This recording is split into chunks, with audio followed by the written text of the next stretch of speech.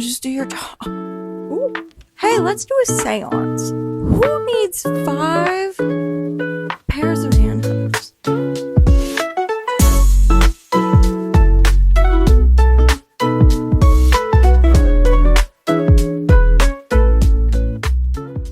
Hi everyone. If you are new to this channel, my name's Aurora and this is my Borealis. This is my channel where I like to share my hobbies and different life events. So today I am going to be doing a book review on the book Horrorstör by Grady Hendrix. I have been waiting for this video for a bit and I'm very excited. So what I'm going to be doing is telling you about the book, just kind of doing a go by through with me, and I'm going to be using my new board. So before we begin, I just want to say there are going to be a lot of spoilers for the book. So if you have never read this book before and you want to read it, I would stop watching the video and go read it and then come back. Before we get into the actual writing, I wanted to talk about how much I adore the creative design. So the book itself, if you've never read it, is set up like the store's catalog. So this book is a parody of like an IKEA, and so it's set up like a catalog, which I think is genius. So it has a map at the front, which I'll be putting on the board. It has the welcome. It has, oh my god, I love this little detail. The copyright page is an order form. Like, that is just so cute. That's adorable. I'm in love with books that like come with a design, especially when it like actually fits the book itself. I think it's so cool, and the writing itself, hold on, I wonder if I could flip to like a chapter page, because each chapter starts off with a furniture piece that is used in that chapter. Let me try to flip through it so you can see on the first one, which oh my goodness, I have a sticky note of, let me throw that. It starts with a furniture piece and like its little description, whatever, and then it's used in the actual chapter itself, which is so creative. I am a sucker for creativity in books, like the not just the writing but the design itself. Even the little author picture is, let me show you, it's a little store employee badge. Like, that's so cute. I'm in love with that. On our board, we're going to put up the map of the store. So all the pictures that I'm using from our board, besides these ones, because I took pictures of these, are pictures that I got from Pinterest. I will put all the credits to them in the description. I'm hoping that they're all real people that I use for the characters. Just remember that if they are in fact real people, these people are not associated with the book in any way. If they're AI, I really apologize. I try not finding AI stuff. On Pinterest, it's much harder now. But, so, all the people that I use as characters are my visual interpretations of what I would think the characters look like. They may be different for you. But also remember that these are real people who are not associated with the book in any way. We meet our 4 out of 5 main characters. The book mainly follows Amy. Amy is our main character who doesn't really like her job at Orsk, which is the store in the book. It's called Orsk. She doesn't really like her job. She hates her manager, like aggressively hates him, and she was transferred to the store, but she's trying to transfer back. We also learn that she has some money issues and she's trying to transfer back to a different store location. Pin her to the board. Next, we meet the store manager. Now, Basil, he is the only character described using a well-known character. He's compared to Steve Urkel, which I don't know why he's compared to Steve Urkel, because the personality is very different, but I think it's just like the tallness of him, or maybe looks wise. He does his job very well, and he is very proud of his job, and he's very proud of the store and their store family kind of motto. Then we meet Matt, who is similar to Amy in that his job is his job. He just does his job, but he doesn't hate the manager, Basil, like Amy does. He's really just kind of there. Next, we meet Trinity. Now, I could not find a picture that represented what I think she should look like as, like a full body picture.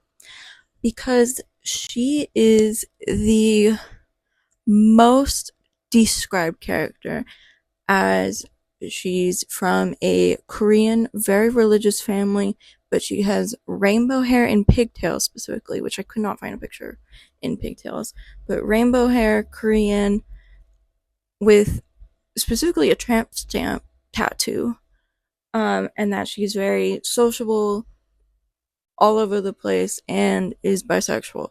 I don't know why she's the most described character when she's not our main girl, but I love her. After we're introduced to our characters, we learn a little bit about what's happening at this specific store location. First, in the first chapter, the employee entrance breaks, so no one's able to get in through that, so they have to go through the regular entrance. So that's not really weird, it just happens. While Amy is walking through, she sees a random man in the store before customers are supposed to be there. She, for some reason, doesn't think it's weird and just thinks, oh, maybe he got in early or something. I'd be a little weirded out. One thing that's also happening is people will get help text messages, like a random text message from a random number that they don't know, just saying help. And apparently the corporation or corporate doesn't see a problem with that, and no one, like, everyone brushes it off. That's weird. That's creepy. So Amy is interested by Basil to lead a group around the store, and while they do, they run into Matt, who is in living rooms and sofas with the furniture piece at the start that is covered with excrement. And he specifically says that he worked the night shift, so that couldn't have been left there by anyone. But they kind of brush it off again. At the very end of the chapter, Amy gets called in an HR meeting by Basil. And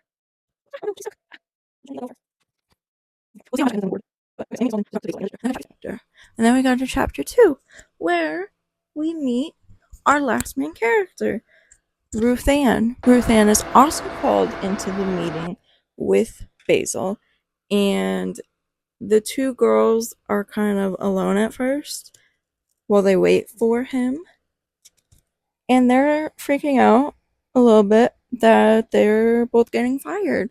But Ruth Ann differs a lot to Amy, so she is the foil to Amy. If you don't know what a foil is, it's a comparison between two opposite characteristics in a character. So while Amy doesn't like her job, really doesn't like the company, Ruth Ann loves her job and is very motivated to be there extra hours to help people out. She's very much the family corporate model, if that makes sense. So instead of them getting fired, Basil asked them to both stay after work to work over the night shift, like an overnight shift, because so many strange things are happening, things are getting damaged overnight. And he says that he will pay them double overtime. And for Amy specifically, he will get her transfer done, which is what she wanted. This is where I start not liking Amy. I kind of despise the character. So, Amy, even though Basil is paying her double overtime and going to make sure her transfer goes through so that she never has to work at the store ever again, decides that on the night shift, she's just going to hide in the bathroom, which is just below the office. So I'll put her there. She decides to hide in the women's restroom because Basil can't go in there. And I'm like, he said that he is going to make sure, first of all, he's paying double, which is going to help her with a rent issue. But then he said that he's going to make sure that your transfer goes through so that you go back to the store that you liked working at. Why are you hiding still? Like, just do your job. Now, on this time, which is, I think, her 4th time being in the bathroom, because she was in the bathroom 2 times before the chapter started.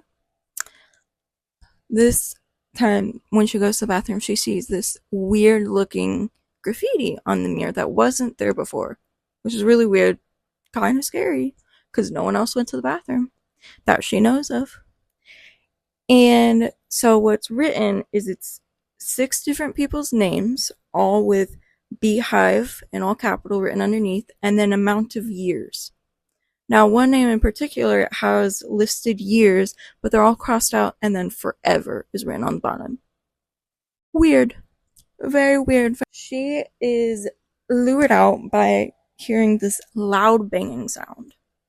So she goes down the stairs over to here to the partner entrance. I'm not going to move her over there yet, but she goes over there to the partner entrance, which is like the employee entrance, and it's jammed with gum, so it's waving in the wind, making a very loud sound. She doesn't take the gum off and leaves the door open. Interesting choice. But then she goes back to HR, where the other 2 are. Well, they're actually in the break room, but that's in where the HR room is. So she goes back to the other 2 and tells them, hey, the door's jammed and I found weird graffiti. And they're like, okay. But Basil does actually care a little bit. He decides, okay, we're gonna go do our walkthrough of the store, and he wants to split up. Ruth Ann is afraid of the dark, so she does not want to split up. She wants to be all together. So Amy, actually doing one thing good, says, okay, I'll go with Ruth Ann, and Basil, you can go on your own. So they all go out. So they are walking along, and instead of talking about literally anything, Amy goes right back to talking about Basil. If you hate him so much, why do you keep talking about him? She decides to insult him, to which Ruth Ann says that he's a nice man. She specifically says nice young man, which Ruth Ann is supposed to be about 47 in the book. Yet, the way that the author has written her dialogue and descriptors, she sounds like she's 90. I don't understand why he treats 47 like it's that old, when he was in fact in his 40s when he wrote the book. She's like middle-aged, she's not that old. And yet she's treated as if she's the oldest thing on planet Earth. So, they make their way to Kitchens, talking about Basil, because Amy can't stand him and yet she keeps talking about him. They keep walking, and they finally stop talking about the man in the book. They go back to the bedroom together to keep looking, and they find these 2. They find Matt and Trinity hanky panking it on a display bed, which, alright. But they learn that they are the ones who jammed the door with gum so that they could sneak in because they want to film the store at night for their ghost show that they want to make, which is an interesting plot line. So they had snuck in and they're setting up camera equipment and making out throughout the store, and they employ Amy and Ruth Ann to help them put up equipment everywhere to catch ghosts because Matt says that he was researching Orsk, and Orsk is actually, this one in particular, was built upon what used to be a prison. And so they think the ghosts of the prisoners are in the store at night, and that's why weird things are happening. So Trinity and Ruth Ann go together, and they go back to living rooms down here to set up equipment and everything. Matt then tells Amy about the story of Josiah Worth, which is the prison's warden, the person in charge of the prison that used to be here, and how his style of punishment was by making workers do hard labor to fix their issues. So as they keep walking, they realize they're going in circles, and they get stuck. Home office. So they're in home office, and then they start going in circles.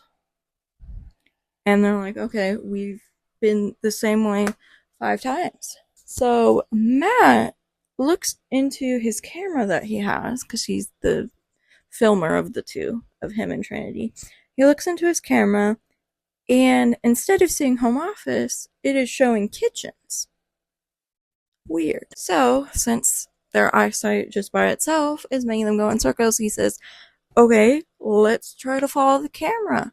And the camera actually leads them back to bedrooms. So, they tell Ruth Ann and Trinity this, and Trinity, who's super into ghosts, I forgot to say that, she is so excited. So she takes Matt to go back down to kitchens to see if they can have the camera thing happen again, because she really wants to see it. Ruth Ann and Amy go back to the break room to talk to Basil.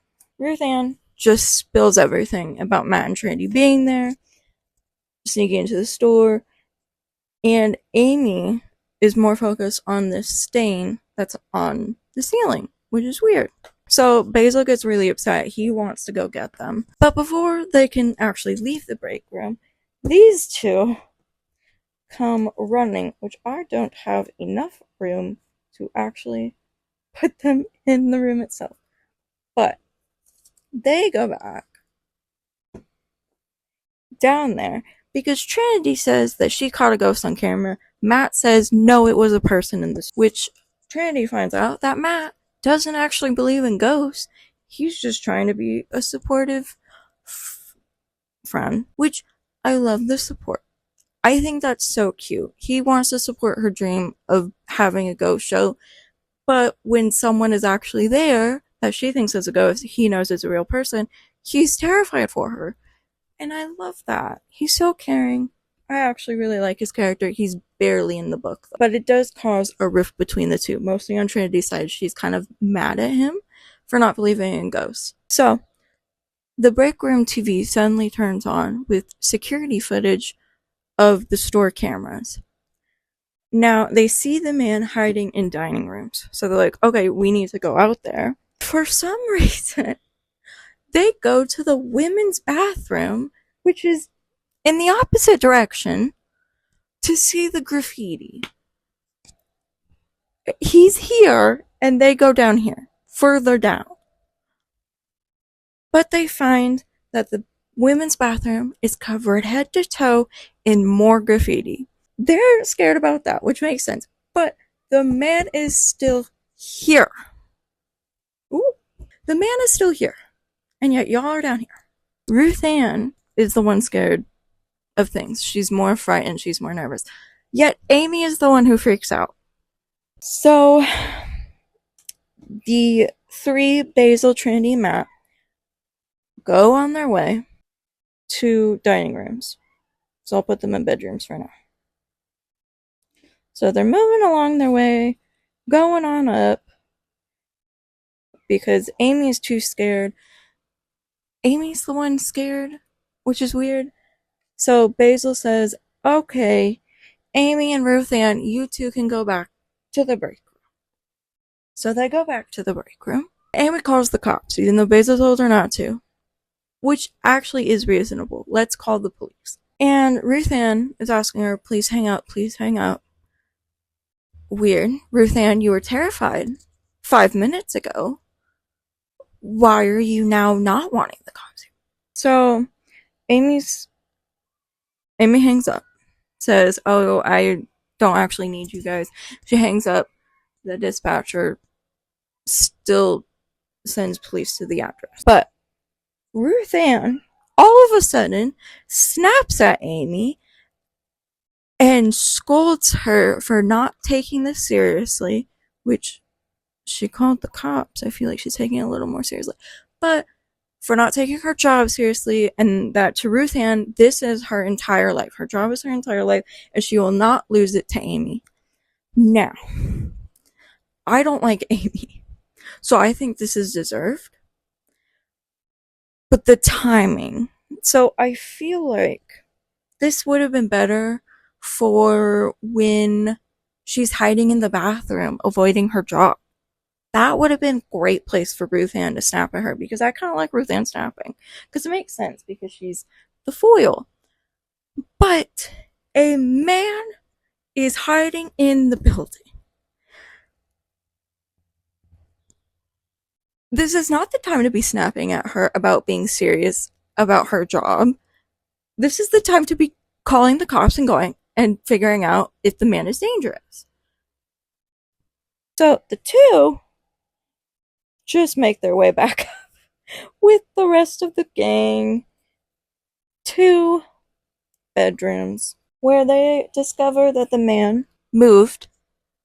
Crazy. While y'all were looking in the bathroom, the man moved. Wow. But he moved, hiding under a bed. So they eventually get him out from underneath the bed and stop him from running away. And we meet Carl. Matt thinks that Carl was trying to attack Trinity based off the camera footage, and Trinity just thinks he's a ghost. And he says, I am neither a ghost nor attacking you. And he admits that he's homeless, he's been homeless, and he's been hiding in the store because their display beds are much nicer than a homeless shelter. And then Trinity just starts crying. I don't know if it's because she realizes that Carl is not a ghost. She says that she knew, just didn't want to believe that. Or that she thinks like her ghost show won't happen anymore. She's just bawling her eyes out all of a sudden. I don't understand. So Basil then asks Carl, hey, are you the one damaging everything? And he says, no, I am not damaging everything. I simply sleep here. But he says that he has seizures, and so he will black out and then find himself covered in dirt, or areas of the store covered in dirt that was not there previously, which is strange. And then the group votes if they want to call the police on Carl, and the vote ends in no, which is great. I love that. Let him, they were just going to exit him outside, which maybe find him a place. I don't know. I feel bad for Carl. So then Ruth Ann says, oh yeah, Amy already called the police. And so Basil decides, okay, I'm gonna go outside and I'm gonna wait for the police. So he's out there. I'm gonna wait for the police. I'll let them know we don't need them anymore. Y'all stay inside, stay with Carl, and just stay together, please. And so Trinity has stopped crying now, And all of a sudden, she says, "Hey, let's do a seance." And they say, "Yeah, sure." So they situate everyone around a table. And they put up candles and cameras to catch it. And then they handcuff everyone to each other. Why does he have so many handcuffs? Why does Matt have so many handcuffs? Because that would be 1, 2, 3, 4, 5 pairs of handcuffs. Who needs 5 pairs of handcuffs? The handcuffs are supposed to be so no one moves anything. You know, like fake moves stuff. Which, okay. But 5? So, Trinity, our ghost girl, leads the seance, of course. Suddenly, she goes quiet. And then she starts choking. And then throws up what is described as a white substance. It is not what you think it is. Could have been any color. And it, envelops Trinity in it. But then it makes its way over to Carl, and through his nose, Carl gets the substance into him. And then he starts talking in a strange voice and calls himself the Warden. Well, Carl is now Josiah. Did you like my transition? That took 3 tries. So he says that he just kind of monologues. He says that his jail is called the Beehive. So that's why it's in the graffiti. He says this because all of his criminals were worker drones. He looks at the group and then just starts insulting them one by one. Start with Matt, who is basically called a lovesick puppy. Ruth-Ann is called a Spencer, which Trinity she's just called rebellious. And Amy is called unfulfilled. Josiah says that there needs to be a sacrifice. And he is still in Carl's body. And he takes the handcuff on Carl's wrist, undoes the handcuff part so it's open, and does that to himself. Carl is then lying on the table. Here, I'll put him back up. He's lying on the table, and then Basil comes up and joins them and says, "What happened here?" He finds Trinity out of her trance, but she's like, what happened? You know, she's kind of dazed. Carl's body's on the table, and everyone's in handcuffs. And then he says, "Y'all, back to the break room." So we go back to the break room. The lights. So the lights are off, most of them, but there are safety lights. If you've ever worked a job with safety lights, it's basically 1 or 2 lights in a room that are just on so that security cameras can catch if anyone's in the building. Those shut off. They are not supposed to shut off, but they shut off. They use their phones, and Matt has a flashlight. Matt wants to go to Trinity, but Basil has a flashlight, so he's following Basil. Amy has to follow Matt because the other 2 girls are gone. Okay. So they find a display door in wardrobes, which is not weird. A lot of display doors are done. But a display door is usually nailed to the wall. This one is open, which it shouldn't be. And Amy says, "Yeah, we shouldn't go in there." And yet Basil says, "Let's go." Basil just goes through the door. Matt says, "Well, he's the one with the flashlight." So he goes. And then Amy is like, "Okay, well, I got no one else to go with, so let me go too." So they all go through the door. Basil decides to turn this corner and says, "Hey, you 2 just stay behind just in case something happens around the corner." So then he goes silent. And then they start hearing these noises. And they're like, "Oh no." So then Matt and Amy run out of the door together. They're able to get out, but then Matt is pulled away by something, and then Amy is grabbed, and they just throw her on the floor. Before they throw her into a chair, I did not print out a chair. I am so sorry. I'm going to put her in dining room for now because that's where a chair would be. She's trapped in a chair. Her body is strapped with those plastic, like hard, thin plastic strips that they sometimes put on boxes to hold them. I'll put up a picture. Her entire body is strapped to the chair in those. Josiah comes back. He says that his chair will calm her madness, and he slowly talks her into basically hating herself, and that she needs this treatment to be a better person. And then he just leaves. And then he just goes. Now, you remember those chapter starters with all the furniture pieces? Chapter 11, they're now torture machines. So, I'll give you an example. We'll look at Amy's chair. Since I didn't print it out, we will go look at her chair. Okay, this is Amy's chair. So that's what it looks like. So from now, the furniture is the torture machines that are being used. He cuts Amy out of her chair. Good. Thank you for saving her. Does she thank him? For some reason. Now, I don't know how much time has passed, but it could not have been more than a couple hours. At best, a couple hours. And yet she's rambling about how Josiah is going to save her and how she needs to go back to the chair.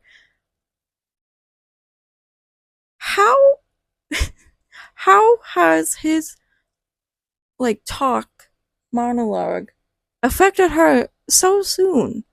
But Basil keeps on making her move. They try going down to the front entrance, which is glass doors, but it is completely blocked with furniture piled.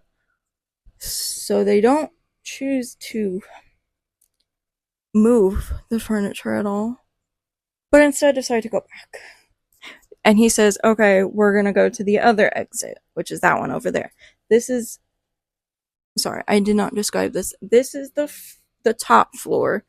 This is the bottom floor. I apologize, I did not describe that well enough. I also did not make it as large. They can feel the ghost behind them. Those hands that were grabbing at Amy, those were multiple ghosts. They can feel them, feel how close they are. So Basil has Amy. He drops her off underneath a table. So I'll just push her a little bit away from him, and he goes. I'm sorry, this scene I laugh at so hard. He's just going to right in front of this horde of ghosts, which is a large amount of ghosts that have previously attacked them. And he's like, our store is closed. You need to leave. So they attack him. Once the ghosts go with Basil in hand, she finds his phone on the ground. Somehow it fell. She finds his phone on the ground, and she goes her way through bedrooms, to bathrooms, to wardrobes, to children's, to storage, to home office. So she's here now. And this is where she finds Trinity. But Trinity is strapped to a treadmill. So in home office they have these treadmill desks. So it's a standing desk with a treadmill attached to it. She is on it with her hands taped to the desk and a backpack that she had brought filled with books that are display books. She is able to get Trinity free, thankfully. Trinity has the same kind of mumblings about how Josiah is going to save her like Amy had, but now Amy doesn't believe it anymore. In the maybe 10 minutes it took So they make their way to the cafe, and Matt calls to see about Trinity, calling Basil's phone, but Amy picks it up, and he says that he's trying to find Trinity and he can't find her. Amy says, I have Trinity right here. And he will not listen and says, no, I have to go find her. I just saw her. And Amy's like, no, you didn't. I literally am holding her right now. We're in cafe next to the stairs. And he says, no, I have to go find Trinity. I'll be back. Matt, pay attention. As Amy is distracted by Matt, Trinity just dips. She just runs away. So she's gone. And Amy is just like, okay, alright, I'm just gonna go down the stairs then. So she goes down the stairs, and so then she's in the market floor, and she goes all the way to the exit, and she just runs out. She's gone. She gets to her car in the parking lot, and she finds that the police never arrived. She gets into her car and starts just driving off, but then eventually turns back around and goes back to save everyone else. So Amy gets back in, and she makes her way back to the break room to grab supplies, which is actually kind of smart. She grabs like first aid kit, supplies, and finds a flashlight in the first aid kit so that she doesn't have to use Basil's phone. But what she also finds in the break room is that little stain that she found earlier has now turned into this mass full of water that is slowly dripping. But then she hears Ruth Ann on the other side of a wall. Now, I could be wrong, but I think she's in the wall. She somehow was able to get in the wall, and Amy finds this hole in the wall. And so she says, okay, Ruth Ann, go to the hole in the wall and I'll get you out. Which, if she's hiding, I don't think she wants to be brought out. But, so they do that. They go to the hole in the wall. They both meet up. Amy grabs Ruth Ann's hands, which she sees her fingers have, no tip. It's just bone. So her punishment was working her fingers to the bone. So her poor Ruth Ann, her fingertips are now bone. So Amy grabs her hands, tries to pull her through, but then something grabs Ruth Ann and is slowly pulling them the opposite way. Now, Ruth Ann says to Amy, you have to stop because you're not going to be able to pull me back that way. You're one person against all these ghosts. What she does next is horrifying. She says, if I can't see them, they can't see me. And digs her eyes out. Poor Ruth Ann. I mean, oh my god. She deserves so much better. So Ruth Ann is gone. But Amy finds herself surrounded by ghosts. So she runs away. Oh, I think the display door. I think the door is actually in bedrooms. Oh no. I need to move it. It's fine. It's a ghost door. It moves. Okay. Door's there. She goes back to the door and she goes inside. She finds Basil in what I can only describe is the worst punishment furniture piece. So, she finds him attached to this 2 towel rod furniture piece to hang towels on. I'll put a picture if I can find something similar to the description. His hands are tied to the top bar, and his feet are tied to the bottom bar in an arch. Now that's not it. He has a pillowcase over his head. Amy takes the pillowcase off. Because you would do that first before taking him down. She takes the pillowcase off. He has this not wire, metal contraption over his head that has a little bell on it, like a cat bell, strapped to his head. I think that's the worst. They have something against Basil. Anyways, she got a chair. She got strapped to a chair. He got hung in the air in a U shape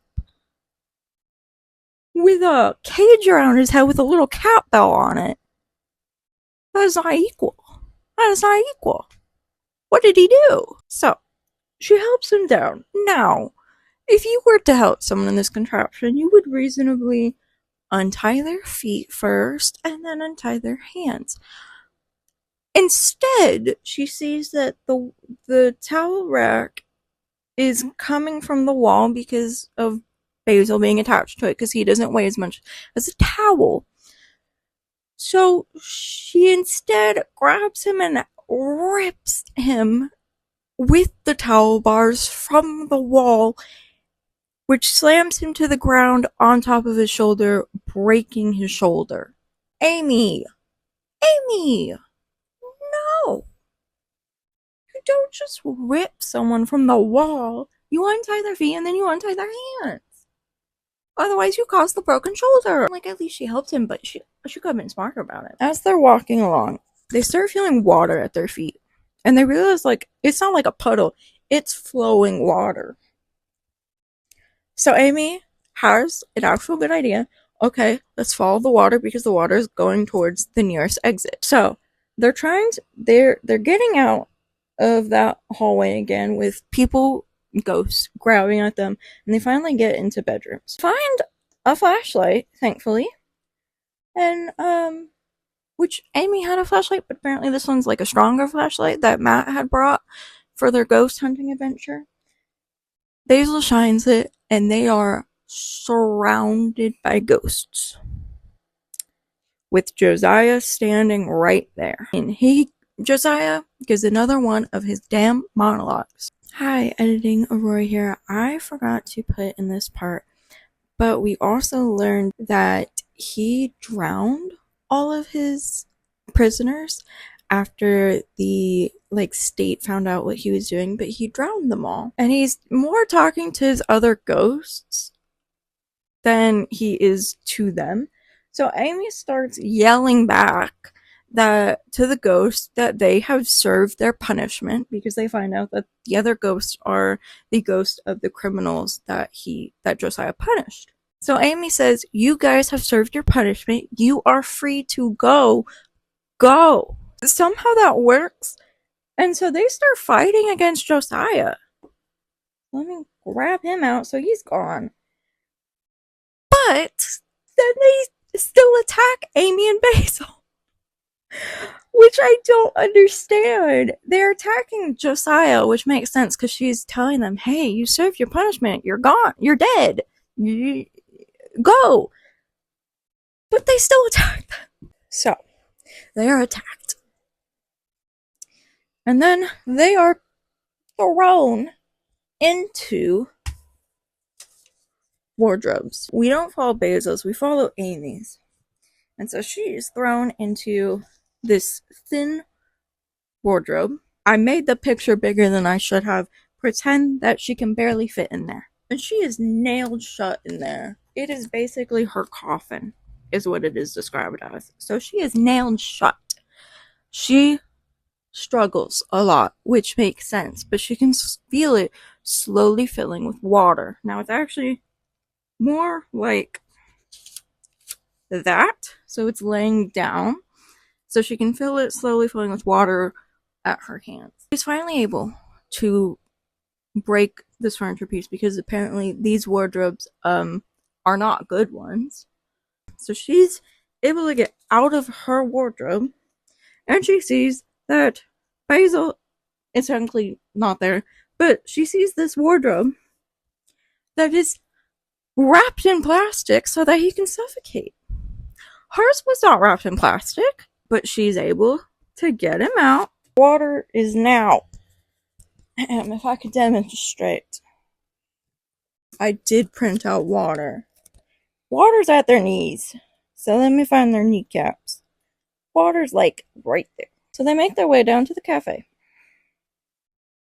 so that they can go through that other exit door that Amy was able to get through earlier.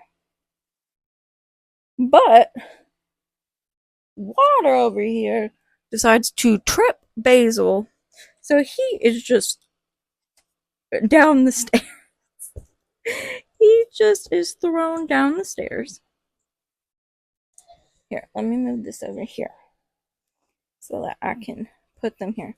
So they're in the market floor.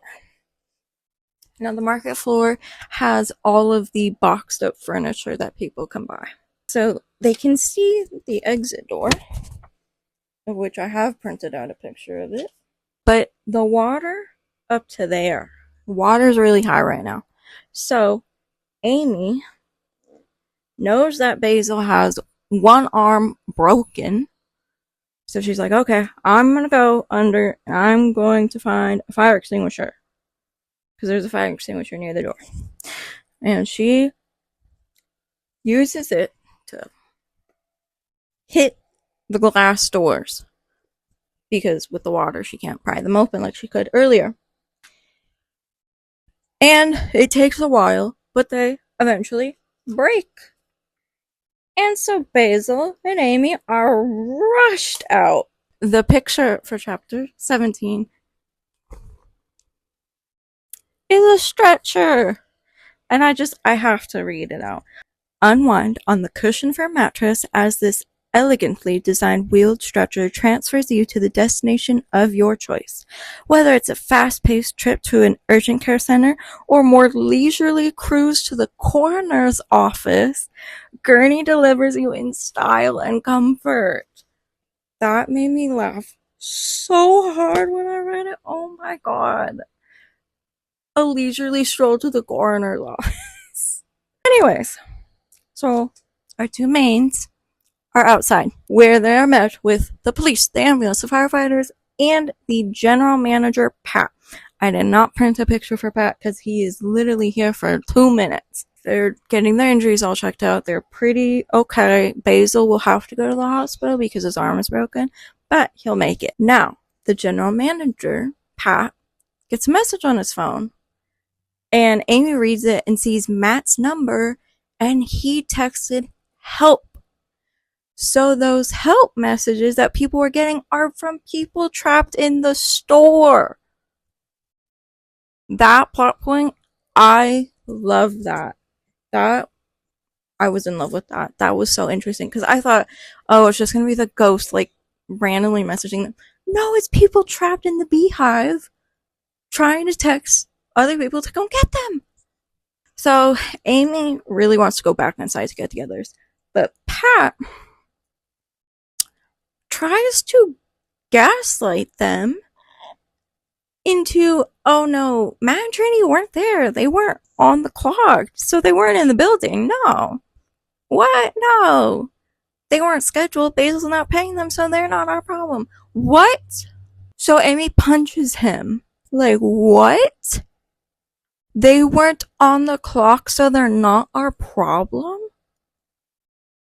But even Ruth Ann was on the clock, and she's gone. We find out that the flooding incident was just written off as a water pipe breakage, and the store was broken down because it was filled with mold and, everything. But it was replaced by a baby store, like a baby furniture and goods store called Planet Baby. Matt, Trinity, and Ruth Ann were apparently never found. Like, their bodies were never found. Terrifying.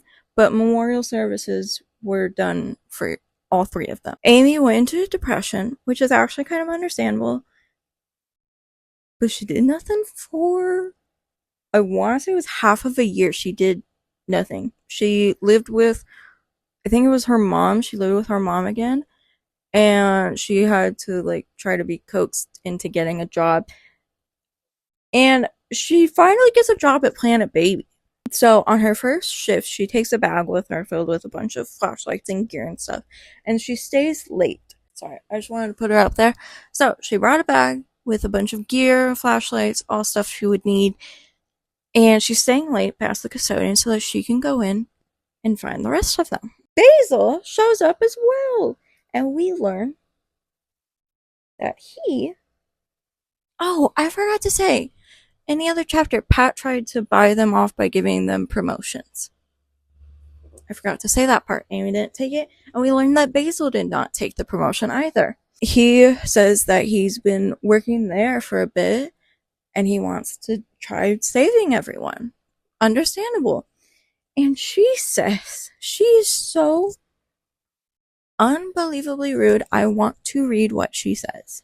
She says, "Too bad your big career at Orsk Corporate didn't work out. It must have taken some serious surgeries to extract you from all the way up Tom Larson's ass." Tom Larson being the founder of Orsk. Like, that's a good line, but Amy, y'all saved each other. Why are you being so mean? But then it made me laugh. I thought, oh, she's joking. But then she says, "If you see me on the floor, don't talk to me. We have nothing to do with each other. You're both going back for your friends and coworkers. You both went through this very traumatic event where you needed to help each other, and you helped each other multiple times, and y'all have nothing to do with each other? What? Amy, what? No. What are you... This is why I don't like Amy. Because I was expecting, oh, we don't like her in the beginning because she's kind of rude, but she has character growth. No, she's just still rude. But anyways, so the story ends by them going back for their friends. But I do want to show you the last picture when the chapter ends. It has coupons for Planet Baby and a 24-hour sleepy time sale. And I'm like, that's such a cute touch. I do really like that. I think that's so cute. So that was Horrorstör by Grady Hendrix. I'm going to take this down so that we can just talk a little bit about my thoughts at the very end. So I'm going to be discussing my pros and cons. Now, if you've read this book, they may be very different to your pros and cons. You may have absolutely loved this book and saw nothing wrong with it. You may absolutely hate this book and see nothing good in it. My opinion is just my opinion on the book. So we'll start with the pros. I absolutely love the creativity that went into the design of the book. I think it was an amazing idea to make it like a catalog of the store. I thought that was amazing. I love the little details in it. Second, I think the premise is so interesting. Having a furniture store be haunted, I think that's so interesting. I also love the twist with the help messages. I think that was such a good callback. So, my cons. I think the characters were not as developed as I would like them to be. They felt like caricatures. I can't say the word. Characters. Oh my god. They did not feel really as developed. Amy as well did not go through the change that I feel like she was supposed to have. And with Ruth Ann, first of all, she deserved better. Also, her being called, like, in every way being called old, I really just did not like it. Trinity as well, she just randomly cries. She's, like, just a roller coaster. And I feel like it was repetitive with some parts where it could have, instead of that repetition, had more character development. Even in one instance, Amy's, not her inner dialogue, but the kind of third person dialogue thing, third person inner monologue kind of thing, it says that she already knew that information. So, yeah, we already knew that information, so let's give us something different. I did enjoy the book. It's an easy read.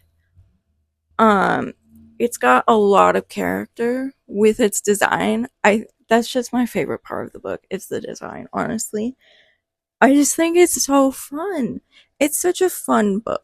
It really is. So I think if you're interested in reading it, I would go read it. I hope you like my video, and if you did, please leave a like. And if you have any ideas on books I can do in the future, let me know. And if you like my video and you want to see more book reviews in the future, or you want to see more of me in the future, please subscribe.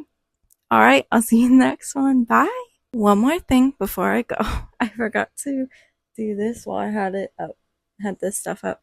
But I wanted to do a little tradition with you guys because I would love to do more of this in the future. And I think it would be really cool. So I was going to tape the little book right there so we can keep track of all the books I've done reviews for and hopefully fill the corkboard. Thank you for watching. Love you all. Bye.